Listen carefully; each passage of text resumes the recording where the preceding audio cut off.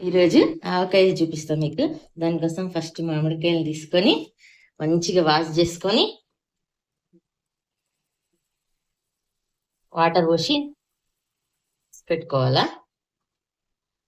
First మామిడికాయల్ని మంచిగా water లేకుండా ఒక క్లాత్ తో తుడిచి పెట్టుకోవాలా.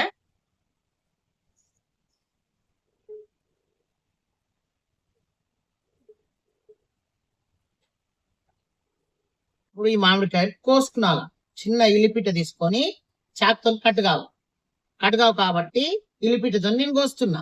మీరు చాకుతో కట్ చేసుకోవచ్చు, ఇది రంకంతో కట్ చేసుకోవచ్చు. చిన్న చిన్న ముక్కలు కోస్తున్నాను. చిన్న చిన్న ముక్కలుగా కోసుకొని ఎంత చిన్నగా ఉంటే అంత చిన్న, మీ ఇష్టం. అది పెద్ద ఉంటేవి టేస్ట్ ఉంటాయి, చిన్న ఉంటేవి టేస్ట్ ఉంటాయి. ఈ మధ్యలో ఉన్న పీచు తీసేసుకోవాలా. తీసేసుకొని ఇది మా ఆయన కట్ చేస్తుంది చిన్న చిన్న ముక్కలుగా. ఫస్ట్ గిన్నెతో మామిడికాయ ముక్కల్ని కొలుచుకుంటున్నా. ఈ 4 కప్పుల మామిడి ముక్కలు అయితే అనుకుంటా 3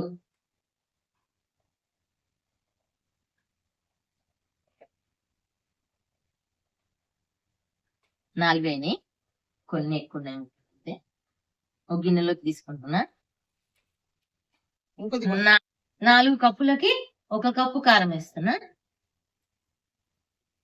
కొంచెం తక్కువ ఉప్పు.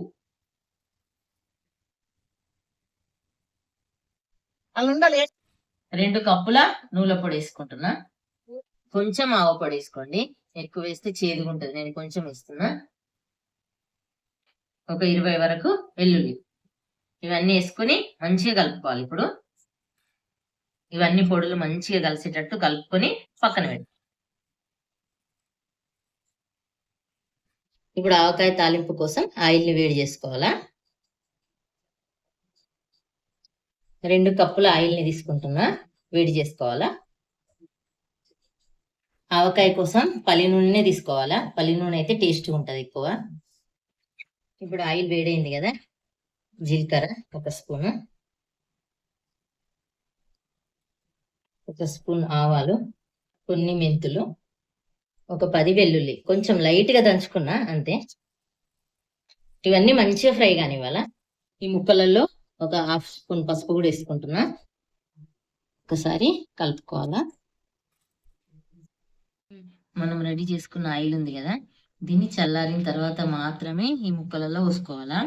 వేడిగా ఉన్నప్పుడు పోసుకుంటే ముక్కలు మెత్తబడిపోతాయి, ఆవకాయ పాడవుతుంది. ఇప్పుడు ఈ ఆయిల్ మొత్తం పోసుకొని మిక్సీ చేసుకోవాలా.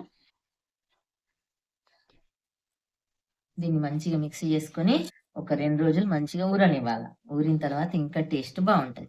ఇప్పుడే ఉప్పు సరి చూసుకోవాలా. ఉప్పు కొంచెం ఎక్కువనే ఉండాలా, ఎందుకంటే ఊరిన తర్వాత కరెక్ట్ గా అయిపోతుంది ఉప్పు.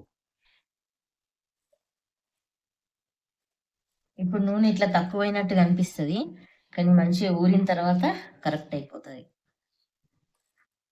ఇంత మంచి ఆవకాయని టేస్ట్ చేయాలంటే నా ఛానల్ని కుకింగ్ విత్ సృజనాని సబ్స్క్రైబ్ చేసుకొని నా రెసిపీని ఫాలో అవ్వండి. థ్యాంక్ యూ, బాయ్ అండి.